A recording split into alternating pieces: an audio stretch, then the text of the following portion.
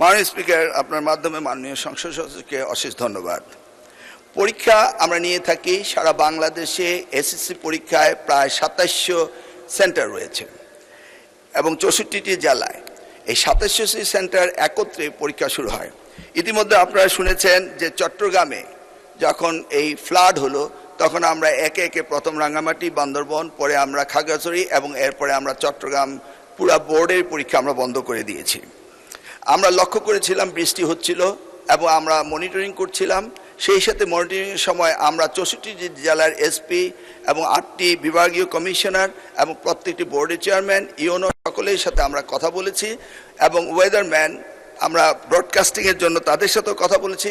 তারা বলল যে বৃষ্টি হবে না, সেই কথাটি তারা বলেছে।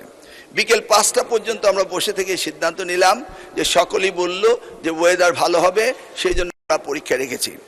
সকালে ঘুম থেকে উঠেই দেখতে পেলাম কুমিল্লা সরকারি মহিলা কলেজের মাঠ পানিতে ভরে গিয়েছে।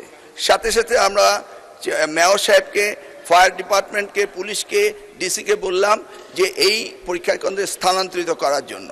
তারা তখন সকলকে নৌকায় করে ওই স্কুলের ৫তলা ভবন সেখানে নিয়ে পরীক্ষা তারা নিয়েছে। আমরা সেটা দেখেছি তাদের দুর্ভোগ।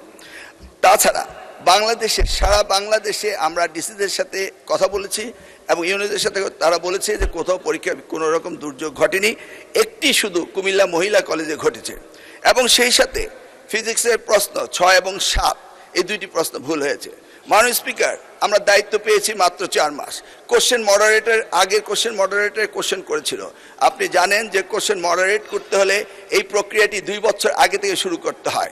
আমরা এসে কোনো কোশ্চেন তৈরি করতে পারিনি। বিগত গভর্নমেন্টের যে মডারেটর ছিল তারা এই কোশ্চেন করেছে। তবুও আমরা তাৎক্ষণিকভাবে ঘোষণা দিয়েছি যে ফিজিক্সের ৬ এবং ৭ দুইটি কোশ্চেন ভুল হয়েছে, সেটাকে আমরা ফুল ক্রেডিট দিয়ে দেব, সেটা আমরা বলেছি। এবং পরীক্ষা যথাযথ হচ্ছে কিনা সেইভাবে সাহায্য সহযোগিতা করার জন্য আমরা সকলকে প্রস্তুত রেখেছিলাম। আজকেও আমরা সারাদিন কথা বলেছি এবং প্রত্যেকটি আমাদের সাথে যারা স্টেক হোল্ডার রয়েছেন তারা বলেছে পরীক্ষা সুন্দর হয়েছে, সুস্থ হয়েছে।